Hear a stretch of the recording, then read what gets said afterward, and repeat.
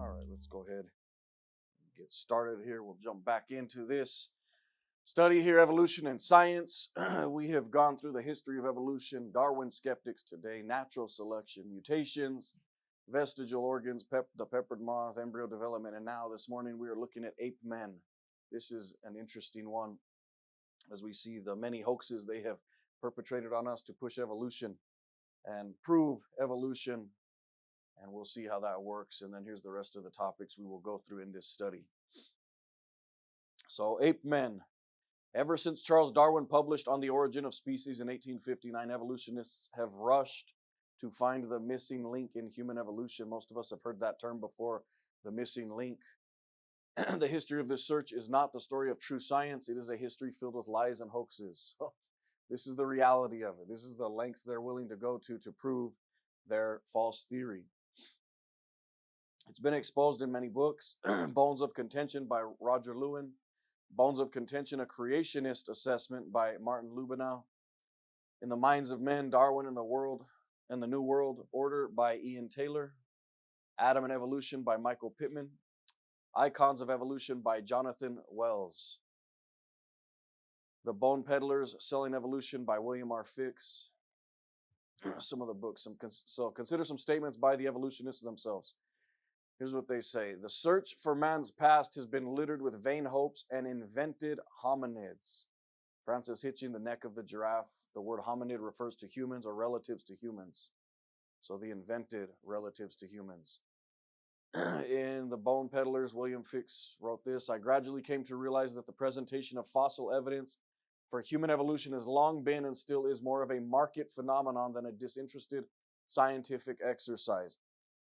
So if you're going to look at something, try and prove something, you should go disinterested. Or what do they mean by that is, I don't have an agenda one way or the other. I'm going to follow the facts. I'm going to go where the facts lead me. He says it's anything but that.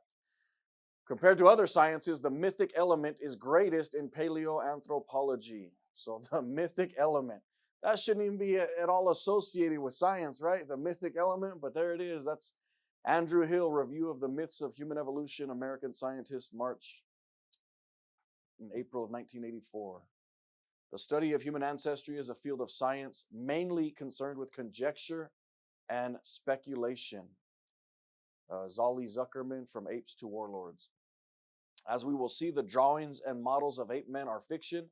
They are lies created by men and women who want to debunk the Bible. The field of human anthropology is filled with self-seeking, deception, and carnal strife. The rivalry between teams of paleontologists has been described as like a football match. It wasn't purely a group of disinterested scientists trying to get it right. Virginia Morel, Ancestral Passions. Roger Lewin documents the amazing bickering between top paleoanthropologists since the days of Piltdown Mountain to the discovery of Lucy. We must understand that major ape man discoveries result in fame and fortune. Louis Leakey was the first paleontology rock star. He enjoyed fame greater than any other scientist. He dined at the White House and was granted wealthy contracts to advertise Rolex watches. Donald Johanson, discoverer of the Lucy bones, was thrust immediately into the limelight. He was invited to join exclusive clubs and founded his own international institute. After more than a century of research, there's no scientifically proven link between ape and man. So that's where we stand today. More than a century of research, there's no scientifically proven link between ape and man. The charts of human evolution in museums and textbooks have dotted lines showing that the missing links are still missing. They just kind of make this up because it is make-believe. It's not reality. So as we look at this, we're going to look at Haeckel's ape men, Java man, Piltdown man, Nebraska man, Neanderthal, and Lucy. So Haeckel's ape man. The father of ape man research is Ernest Haeckel, who was a German disciple of Charles Darwin. We've learned about him in the past. Haeckel believed so strongly in the mythical ape man, even though there was zero proof, that he described what the creature would look like and approved of an artist's drawing of an ape man family. So there's zero proof, but he's going to go forward with it, okay? There's his ape man family. Without a single shred of evidence, Haeckel had already named the creature Pithecanthropus alalis, speechless ape man. How does he even know they're speechless without knowing? I mean, He published his own drawings of the supposed evolution of man. You can't read number 3 because it's probably, I'm sure it's below that. But 1 says chimpanzee, 2 says gorilla, 4 says nigger. Look at it. Do you see where that goes, what they believe, where they stand? This is,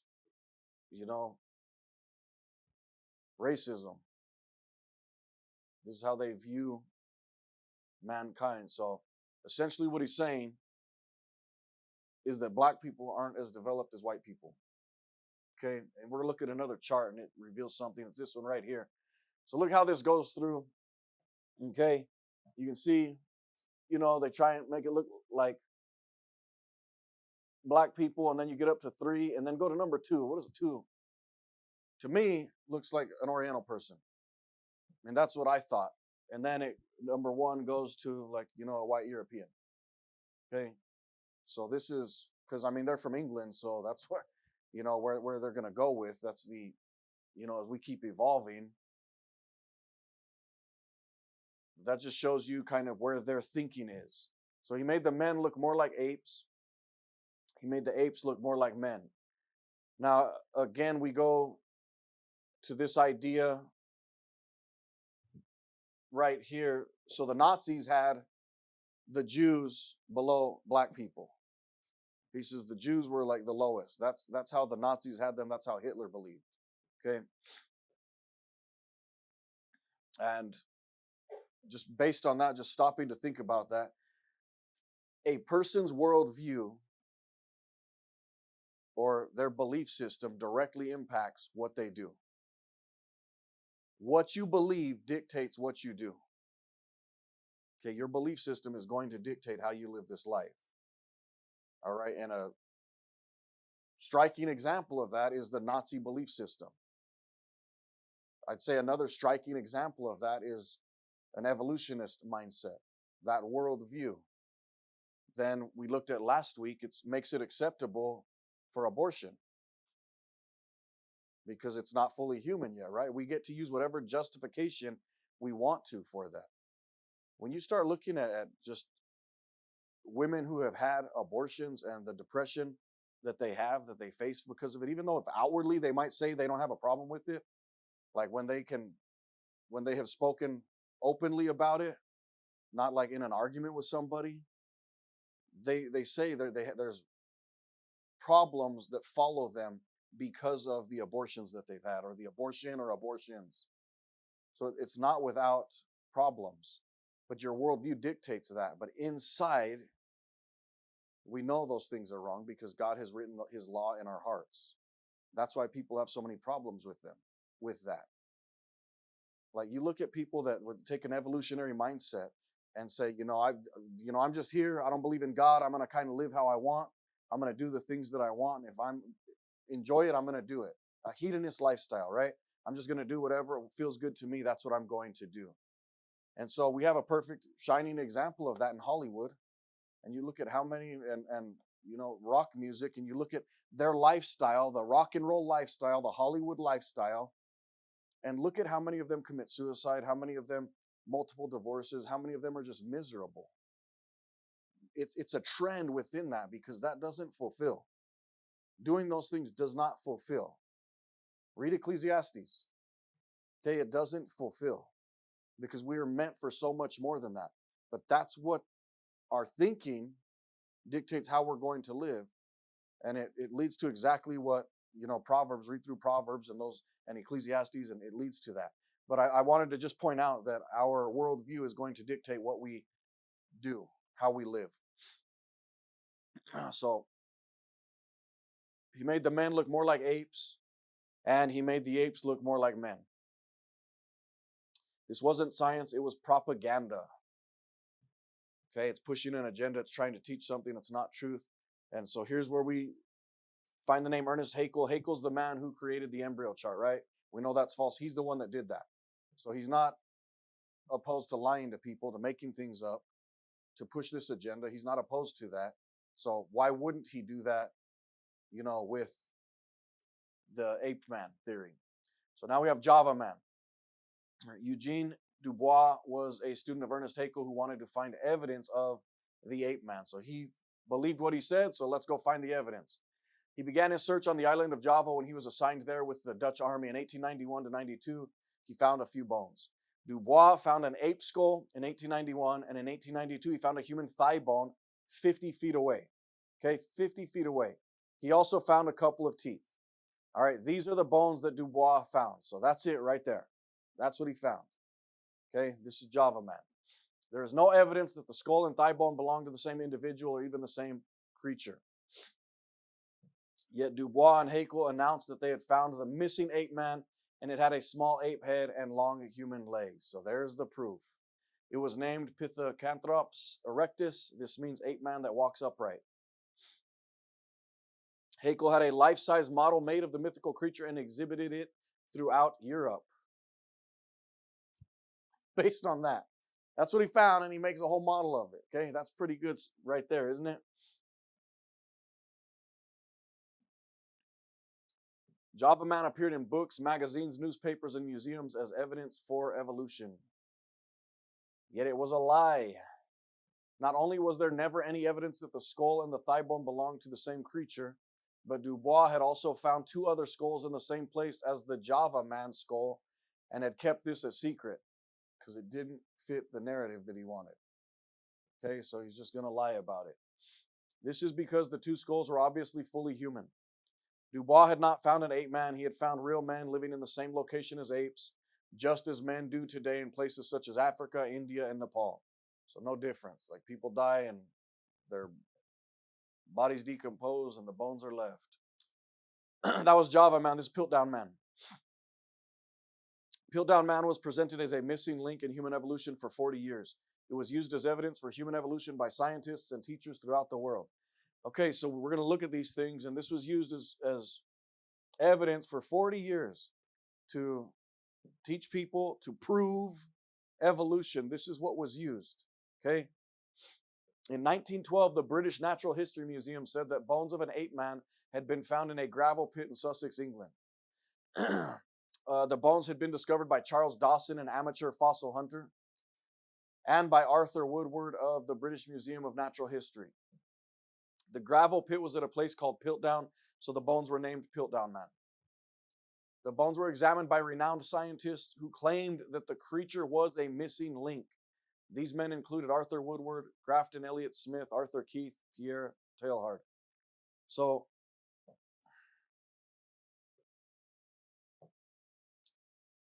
I personally believe it's important for us to be critical thinkers. Okay, when stuff is presented to us, think critically of it. Don't just accept things. You know, the Bible teaches us this when it comes to the Word of God, and these were more noble in Thessalonica, and that they searched the Scriptures daily to see if those things were so.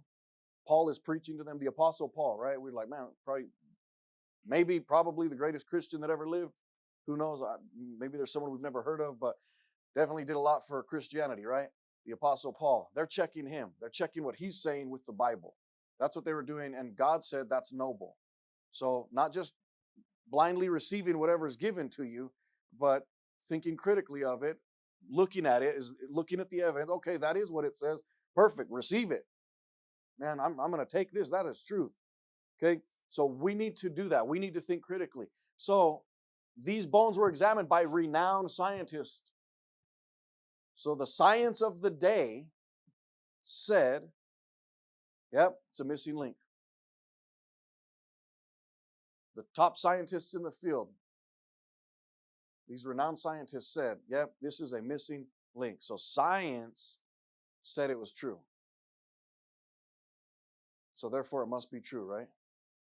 And I just say that just to caution all of us with anything that science gives us today. If it doesn't match what the Bible says, throw it away. Okay, throw it away. Sanctify them through thy truth. Thy word is truth. This is truth. If something doesn't match this, then whatever's coming into this is false and this is right.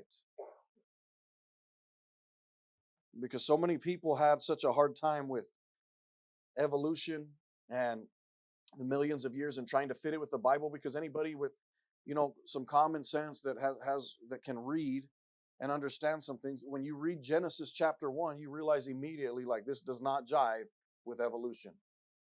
This does not fit. Everything was created in 6 literal 24-hour days. That's just at a basic reading of Genesis. That's what you get. So something that is contrary to that is false. Just reject it. And I say that just based on so much of the promises of the Word of God, so much of the proof that is given that the Bible is true. But even if you can't explain why, reject it if it doesn't line up with the Bible. And someone would say, well, that's just blind following. Well, there's some things that's with science that might come out. I'm like, I don't understand what they're saying, but I know it's not true because this is what the Bible says. I don't have to understand all the science behind what they're saying. I'm sure like someone like Richard Dawkins could come in here and walk circles around me when it comes to explaining things scientifically that I wouldn't know what he's talking about. But I'm like, just boil it down what you're saying. And if he says, well, there is no God, I'm like, well, that's false. I'm going to throw away whatever you just said. I know what you just said is false because it contradicts the Bible. So think critically. These renowned scientists claim that this creature was the missing link. So there's Smith, Dawson, Woodward. So here's a drawing of them examining Piltdown Man's bones. Teilhard, Dawson, and Woodward, a picture of them in the Piltdown gravel pit. Piltdown was given the scientific name of Euanthropus dawsoni, which means Dawson's Dawn Man. Piltdown played a large role in proving, in quotes, evolution during the first half of the 20th century. So all the way up through like 1950s, right into there. Continued to prove evolution, okay? Here the New York Times says, Darwin theory is proved true. Hey, the New York Times said it. Darwin theory is proved true. English scientists say the skull found in Sussex establishes human descent from apes, thought to be a woman's. Bones illustrate a stage of evolution which has only been imagined before. It's only been imagined before. So it was just belief before, right? So this is what they're saying. It's only been imagined, so it's their belief, right? That's why I say, like, this idea of evolutionary thought is a religion. It's not science. Okay, it's their belief. They've just imagined it before. Now, they wrote this in December 22nd, 1912, okay? That was, 112 years ago. Almost 112 years ago. Okay, is when they wrote that. And they said, bones illustrate a stage of evolution which has only been imagined before this. But this, we're going to see, it's false. It's not true. So what does that say? It's still only imagined. It's still just a belief. Which is fine if they're willing to say that, hey, we practice a religion. I'm like, yeah, yes, you do. That's perfect. You do practice a religion. At least admit it. So many influential publications published the findings. The New York Times ran the headline, Darwin theory proved true. The subheading stated, English scientists say the skull found in Sussex establishes human descent from apes. The London Illustrated News, December 1912, published a drawing of Piltdown on its cover. There's the drawing, dated December 28th, 1912. Popular Science magazine in October 1931, so almost 20 years later, had a report about Piltdown Man proving evolution. Drawings and models depicted Piltdown as an ape man. A model in the British Museum of Natural History was seen by tens of thousands of people during the 41 years that it was on display. Probably hundreds of thousands, more than tens of thousands, but I don't know the exact number that went through there. But for 41 years, it's been there proving so-called evolution.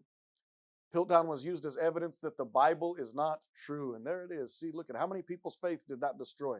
How many people's faith did that lie destroy? By the way, who's the father of lies? The devil. The devil. Now, I'm not saying the men that did this are devil possessed or anything like that, but I will most definitely say they were used by the devil. They were perpetrating lies, which many of them knew to be lies. But this lie was used as evidence that the Bible's not true. Books were published by scientists. Arthur Woodward published The Earliest Englishmen. The cover said, a graphic first-hand account of the discovery of Piltdown Man, one of the most famous of the links between ape and man.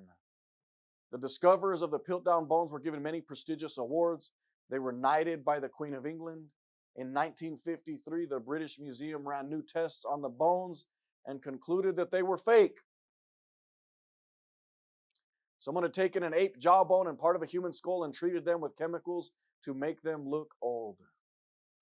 The hoax was probably perpetrated by Charles Dawson, but the mystery was never solved. There it is. There's their evidence that how many people's faith did it destroy for all that time? For 41 years. How many people's faith did it destroy? I think Jesus gave a warning about, harming little children, about those people that they should be thrown into the water with, stones tied around them. How many children did that harm? How many children were taught that, and it kept them from coming to faith in Christ because they were told a lie? Nebraska man. In 1917, a single tooth was discovered in Nebraska by a rancher named Harold Cook. There it is. Look at this. This is going to be some good art right here you're about to see. In 1922, Cook sent the tooth to Henry Osborn, one of America's foremost fossil experts. He was the president of the American Museum of Natural History, so he is America's foremost, one of them, fossil experts, okay? Gets a tooth. He and other experts said that it was the tooth of an ape man. So the experts, right, said this is the tooth of an ape man. No doubt they wanted their own ape man to compete with Piltdown Man in England. When was this, 1922? Yeah. Okay. They gave it the scientific name Hesperopithecus, which means ape of the Western world. In June 1922, the Illustrated London News published a drawing of Nebraska man, his wife, and their tools. They found a tooth. They found a tooth. And this guy's got a whole family. And they know what he looks like. That year, Henry Osborn said the Nebraska man constitutes irrefutable evidence that the man-ape wandered over from Asia into North America. Irrefutable evidence, that's how it took place. Osborn used Nebraska man in his newspaper articles and radio broadcasts to cast doubt upon the Bible. Why would he want to do that? Why is that their agenda? To cast doubt upon the Bible. You see worldviews, you see why they push this so hard? Instead of just, I believe this, I'm going to go evangelize people with my evolutionary thought. I'm going to go spread the gospel of Darwin. Because I'm so at odds with God, I hate God this much that I want other people not to know. I want to keep other people from following that. In 1925, he published The Earth Speaks to Brian. He mocked William Jennings Bryan, a Christian who believed in creation. Osborn said the Nebraska man-tooth speaks volumes of truth. So The Earth Speaks to Brian. William Jennings Bryan was with the, what was it called? I forgot the name of it. The Scopes Monkey Trial. He was the lawyer that defended the creationist side. Okay. Nebraska man and Piltdown man were used at the Scopes trial in 1925 as evidence that evolution is true and that it should be taught in public schools. So Nebraska man and Piltdown man, this is what they used as evidence that evolution was true and needs to be taught in public schools. They used lies to push the teaching of evolution in public schools. The Scopes trial was a major turning point in American history. It convinced many people that evolution is true and the Bible is wrong. It became popular for the press to mock the Bible. It became acceptable for evolution to be taught in public schools. Even though the evolutionary side, they lost that trial, it opened the door for all sorts of stuff. But as we have seen, Piltdown Man turned out to be a hoax, and Nebraska Man was a pig. I don't know if you knew that. He was a pig. Let's go back. Remember his whole family? The family he had from a tooth, one tooth. I told you they're good artists, right? Just one tooth, and they knew. The experts in their field, right? He and other experts said that it was the tooth of an ape man. The experts knew it. That one tooth had all family, but that's what it was. It was a pig. Neanderthal man. In 1860, a year after Darwin published On the Origin of Species, human fossil bones were found in the Neanderthal Valley in Germany. Additional bones were found later in other parts of Europe and elsewhere. In 1907, Ernest Haeckel claimed that Neanderthal was an ape man. In 1908, French scientist Marcelin Boule, I guess is how you say that, also said Neanderthal was an ape man. He said he had a great toe like an ape and he walked bent over and shuffled along like an ape. Boule said Neanderthal only had very rudimentary speech. It's amazing how they know all of this from a few bones. In 1909, the Illustrated London News published a drawing of Neanderthal as a stooped, hairy ape man with a club in his hand. The drawing by František Kupka was based on Boule's description. So they went to the expert, right? In 1919, H.G. Wells said Neanderthal stooped forward and could not hold his head erect. He was chinless and perhaps incapable of speech. In 1930, the Field Museum in Chicago set up a display of a Neanderthal family living in a cave like animals. This model appeared in countless textbooks, encyclopedias, magazines, newspapers, and museums. That view prevailed for nearly half a century. Since the 1960s, scientists have been re-examining Neanderthal. They now admit that he could talk and he did not walk like an ape.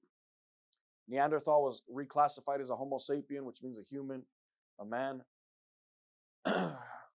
rather than any kind of ape. Recent depictions of Neanderthal show him more human, but he still looks like a Stone Age caveman because they want to perpetuate this myth.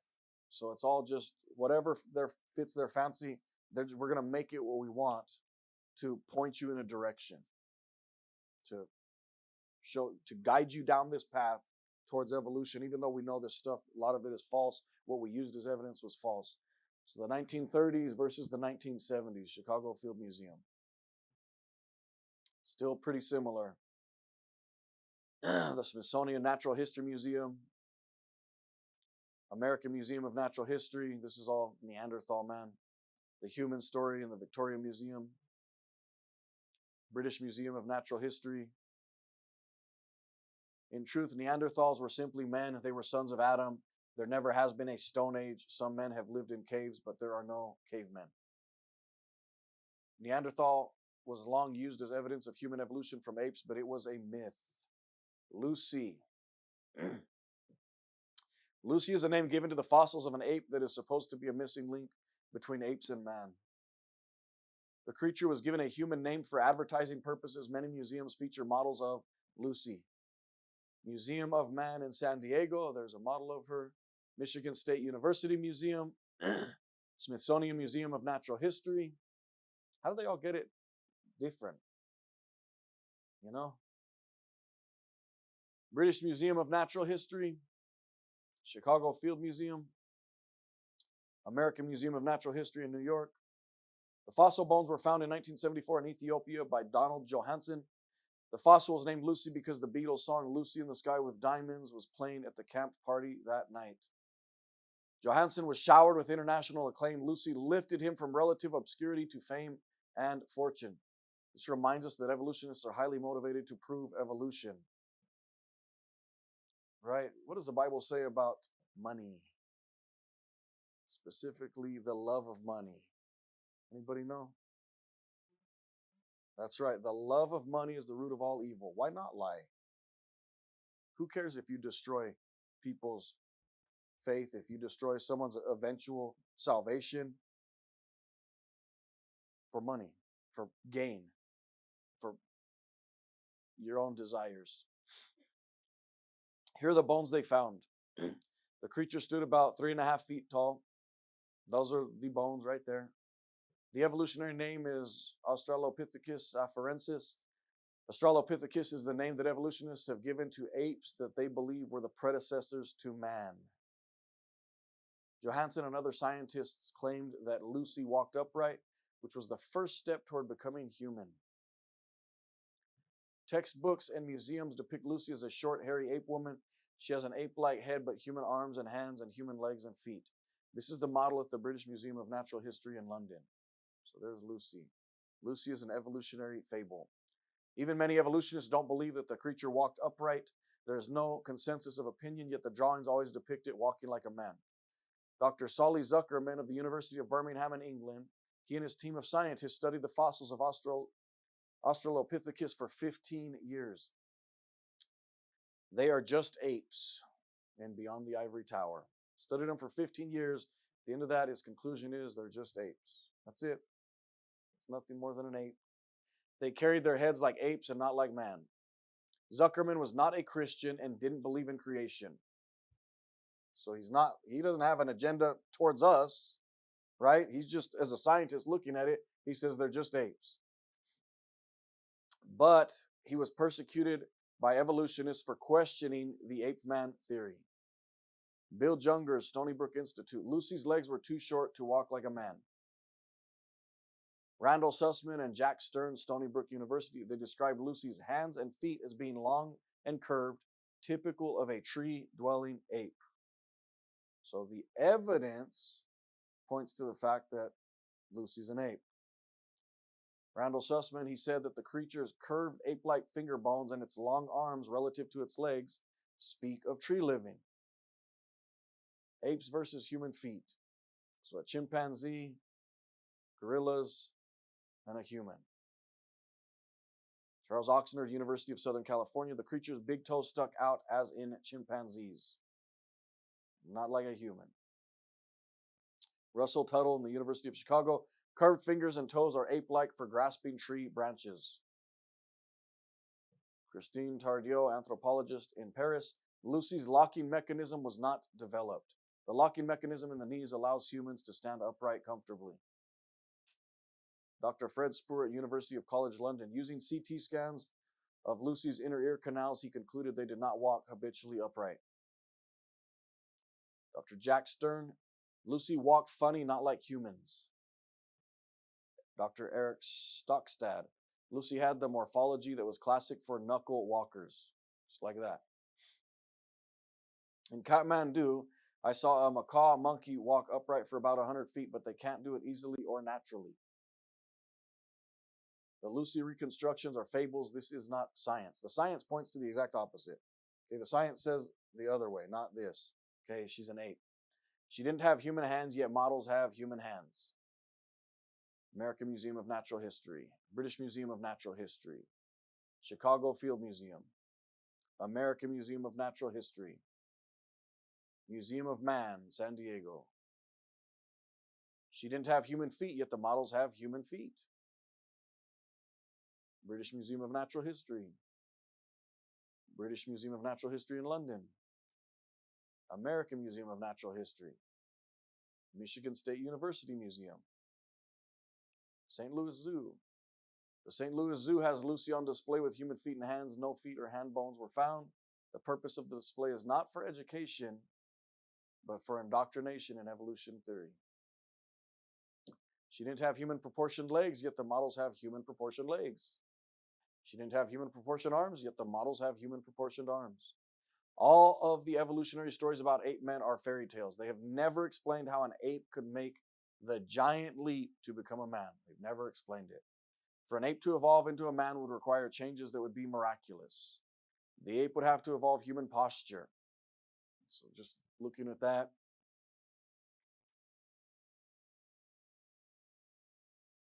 There are many major structural features that allow man to walk upright. Fine balance, a flat face to look ahead, an upright skull, S-shaped curved spine, so head and trunk are balanced over the center of gravity, extendable hips, large forward-facing knee joint, aligned under the hip joint with its mechanical axis behind the line of gravity. I mean, how many of us thought about all this? That's what it takes. But this is some of the stuff it takes. Wide curved pelvis, an angled femur bones, fully extendable knee joints that lock in the upright position, long legs, arched feet, strong big toes tightly bound to and aligned with the other toes as opposed to the big toe of apes, which is like a flexible thumb. The ape would have to evolve the amazing human hand. The ape's hand has been called the foot hand because it is designed for walking as well as grasping. Unlike the ape hand, the human hand is capable of precise grip and manipulation of objects. It is capable of playing the piano and performing brain surgery. A chimp can't power grip a screwdriver, throw a baseball, or play a guitar. It cannot make the three-way chuck that let us hold a pen or a brush. The human thumb is so superior to the ape's thumb that it has been called the 24-karat thumb by researchers. Sir Isaac Newton said, in the absence of any other proof, the thumb alone would convince me of God's existence. The thumb alone. You get rid of your thumb, your hand is worthless. If you've never done this experiment, just one day, just try it. Tape your hand down. Get some good duct tape. Just tape your thumb flat like that, not your hand. Tape your thumb flat like that. Try to do anything. Try to grab something. Try to grab a cup. Anything. Try to tie your shoes. That's a fun one. I've mentioned that before. Try to tie your shoes with no thumb. You're going to tie your shoes like a 4-year-old or a 5-year-old ties their shoes the first time. You know, they're like, I did it. And you're like, that's not going to work. They got everything right, but try it. I'm telling you, your hand is worthless without a thumb. I know I've mentioned this before, but it's true. My uncle, when I was born, he was in the hospital at the same time because he lost these 3 fingers on his left hand. They were cut off in an accident. And so the whole life I knew him, he only had these 2 fingers. And he could do everything. He was a mechanic. He was still capable of doing everything. Why? Because he still had his thumb. He had a thumb and 1 other finger. And there was a death grip on those too. I remember he used to grab me right here. Oh, uncle. But he could still do everything because he still had his thumb. Isaac Newton, the absence of any other proof, the thumb alone would convince me of God's existence. That's amazing. Even evolutionists call the human hand a miracle of biomechanics. But they never explain how evolution can perform miracles. I just think about the biomechanics. When we look at something mechanical, anything mechanical, like this fan right here is mechanical. Look at how it's working. Like not one person in their right mind is going to think that evolved. Not one person in their right mind. And maybe that thing has 100 components to it. Maybe. I'm just guessing. I don't know. I could take it apart and count them all up. But maybe it has 100 components to it. Do you know how complex a human is? To think that there's no designer behind it. We know something created that. Like anyone's going to say, yep, that didn't evolve. There was a creator to that. There's design to this. I mean, it's serving a purpose, right? It's moving air. It's going back and forth so it can get it everywhere, right? This has a purpose. Evolutionists call the human hand a miracle of biomechanics. It has a purpose. It's not without purpose, so there's design to it.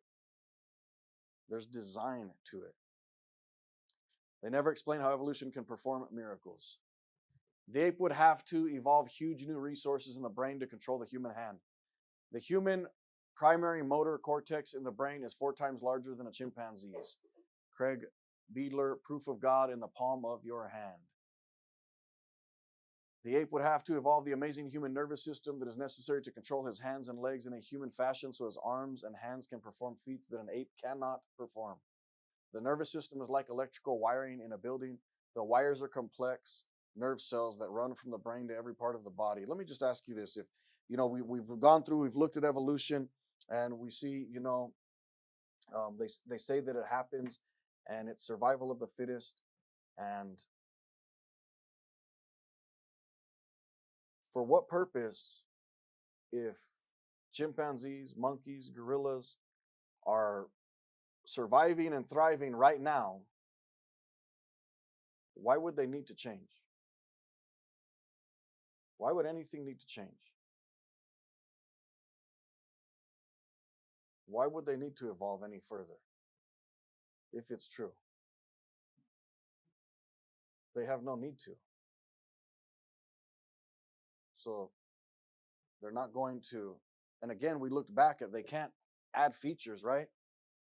They only have what's there, natural selection, right? They can only select from the information that's already there.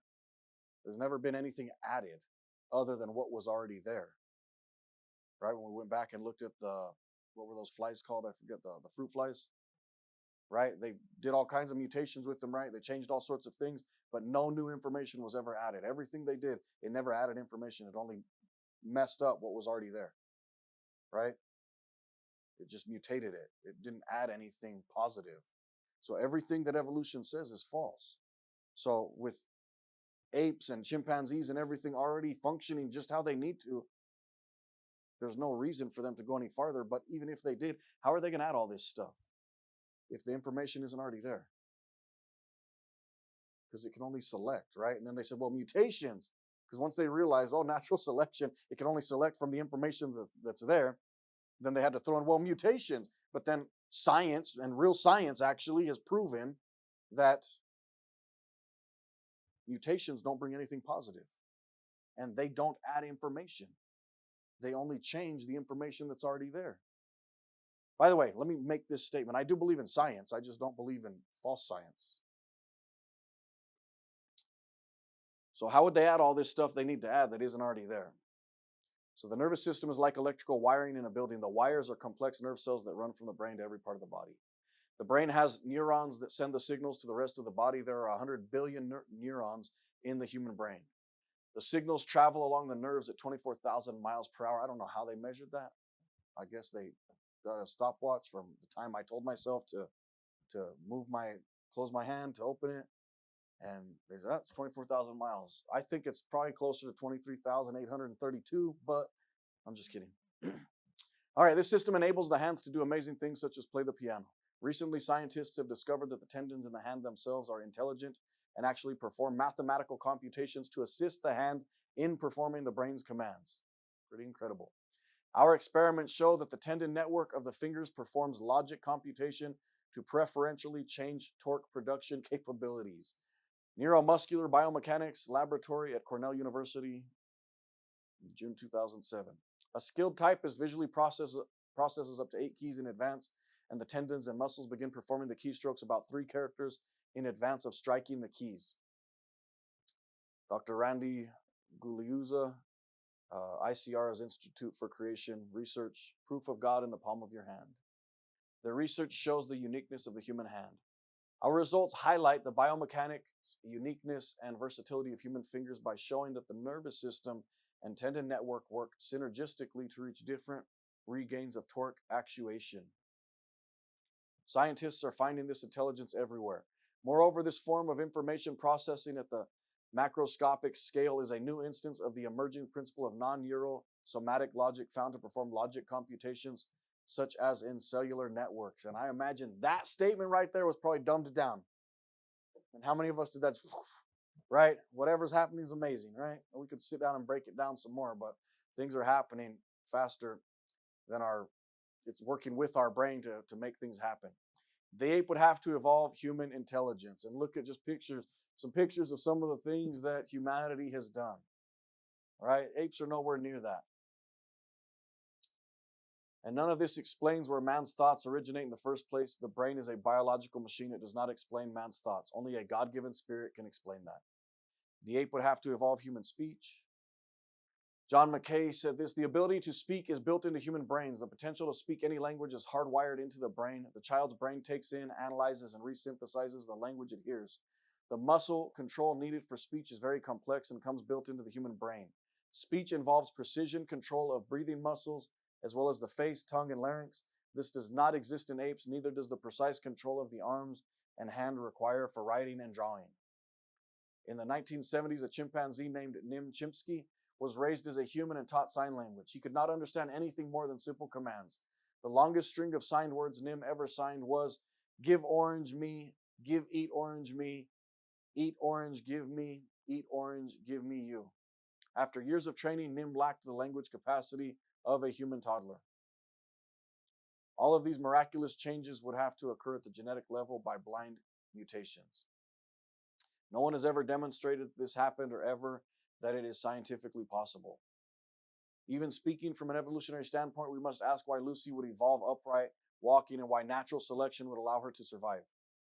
Michael Pittman, who taught biology at Cambridge University, said this, if a group of them decided to swing down from the trees and become Homo erectus on the plain, upright gait would be the last thing they would want. If an ape gradually evolved human walking, it would start with some kind of clumsy part ape, part human walk. It wouldn't have the speed of a monkey or of a human. It would be a crippled ape, and like a four-winged fruit fly, it would not survive. So even if it did, it would hinder it. It wouldn't help it.